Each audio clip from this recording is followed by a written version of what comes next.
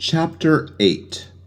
Tomorrow became today, Saturday, and for Sam it was a time of waiting. He phoned Lila from the store around 10, and she was already up, had already eaten breakfast.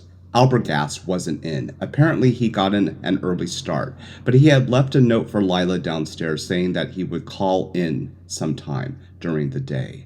"Why don't you come over here and keep me company?" Sam suggested over the phone. "No sense sitting around in your room. We can have lunch together and check back at the hotel to see if Albergas calls. Better still, I'll ask the operator to transfer any calls over here to the store."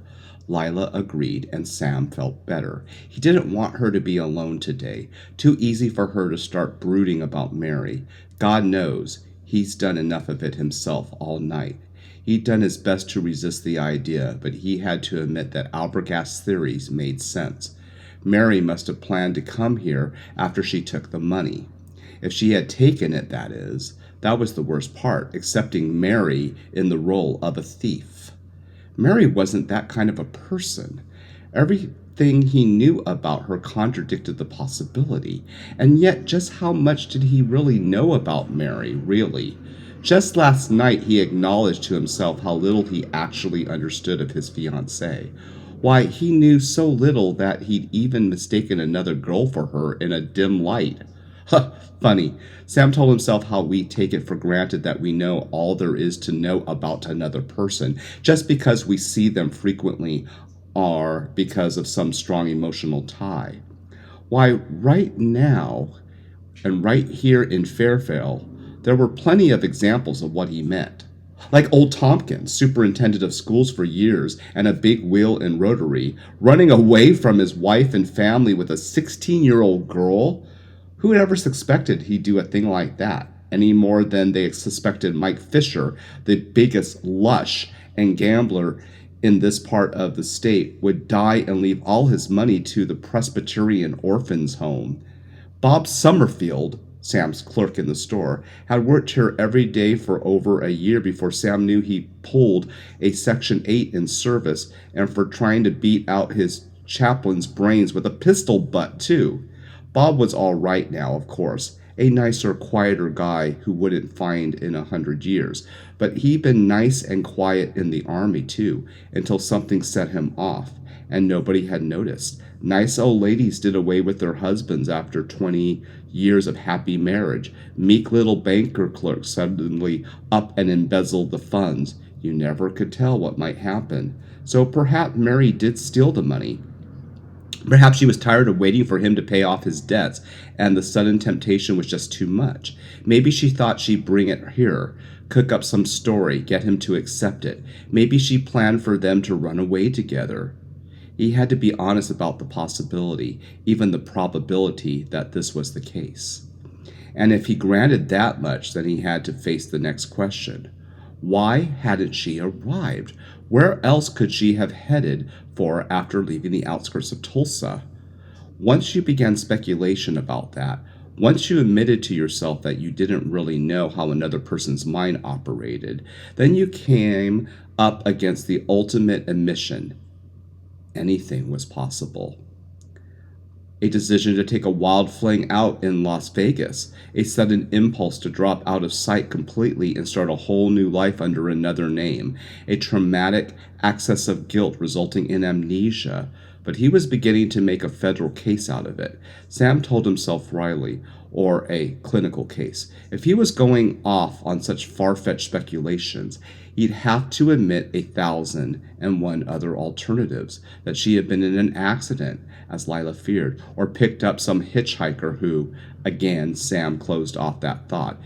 He couldn't afford to carry it any further. It was bad enough keeping it to himself without the added burden of keeping it from Lila. His job today was to cheer her up. There was always the slim chance that Albergas would find a lead. If not, he'd go to the authorities. Only then would he allow himself to think about the worst that might happen. Talk about not knowing other people. Why, when you came right down to it, you didn't even know yourself.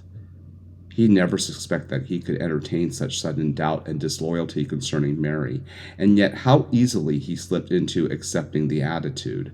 It was unfair to her. The least he could do in partial atonement was to keep his suspicions from her, unless, of course, she was thinking the same things. But Lila seemed in better spirits this morning. She changed into a lightweight suit, and when she came into the store, her step was buoyant.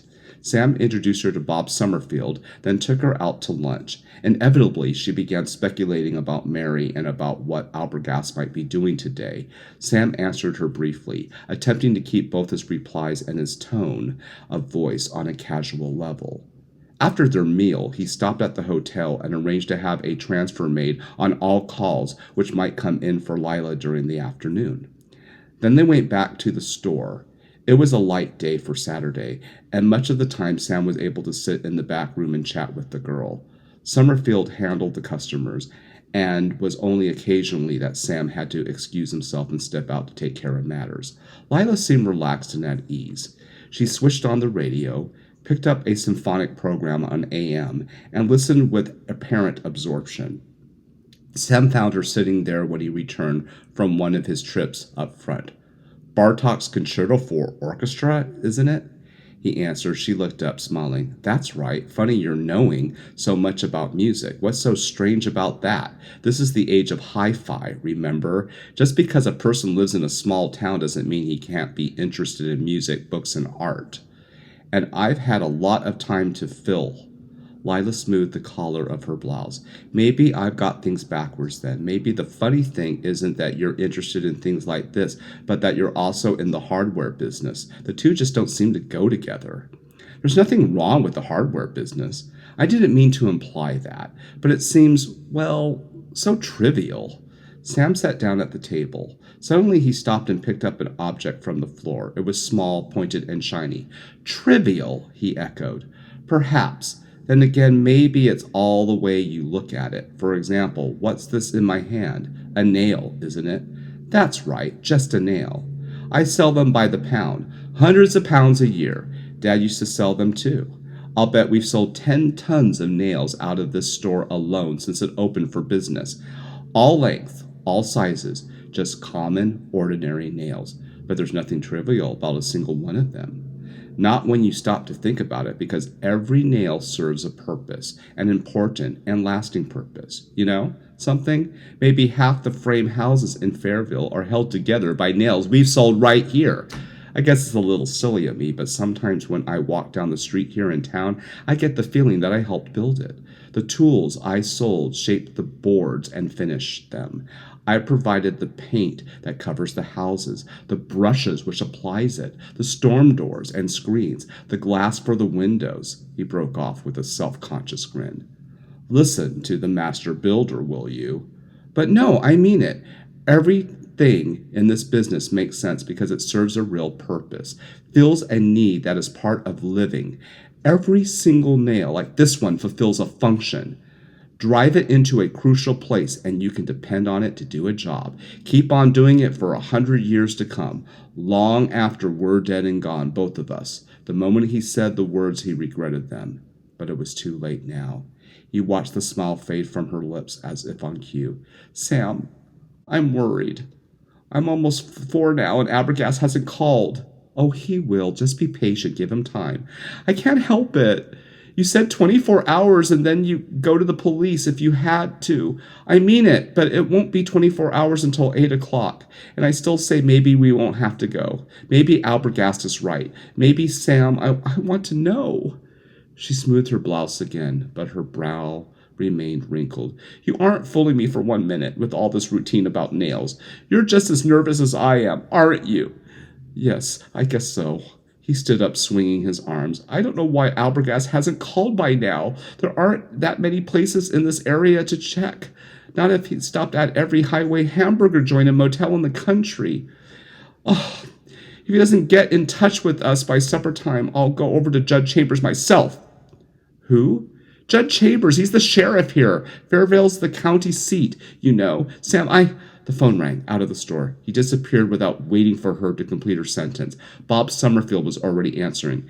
It's for you, he called. Sam picked up the receiver, glancing over his shoulder, and noting that Lila had followed him out.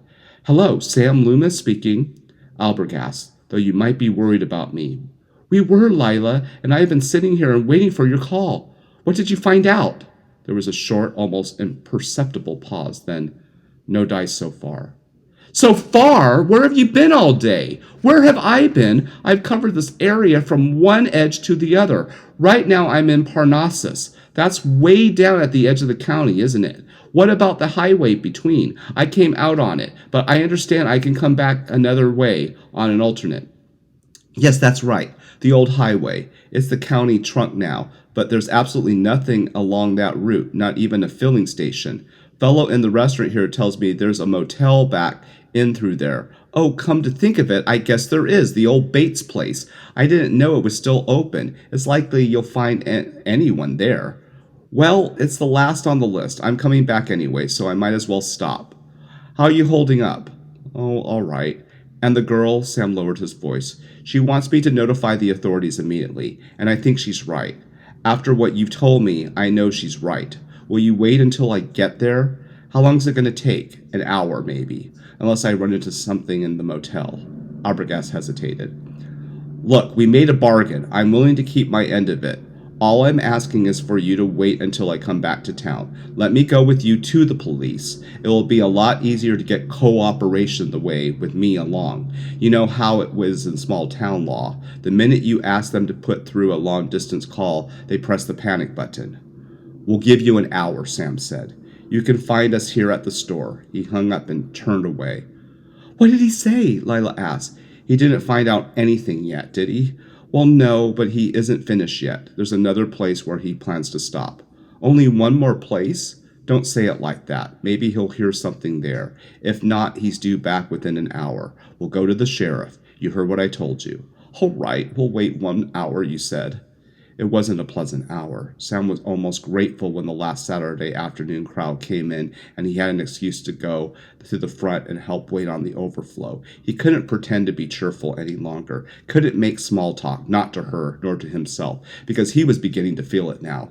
Something had happened. Something had happened to Mary. Something... Sam! He turned away from the cash register after completing a sale, and Lila was there. She'd come out from the back room, and she was pointing at her wristwatch. Sam, the hour's up. I know. Let's give him a few more minutes, shall we?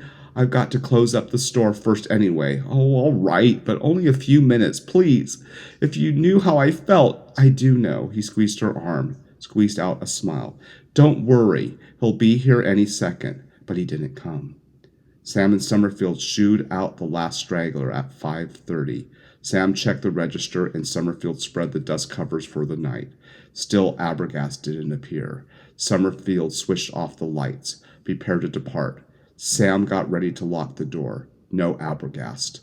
Now Lila said, Let's go now. If you don't, I will... Listen, Sam said. It's the phone. And a second later, Hello?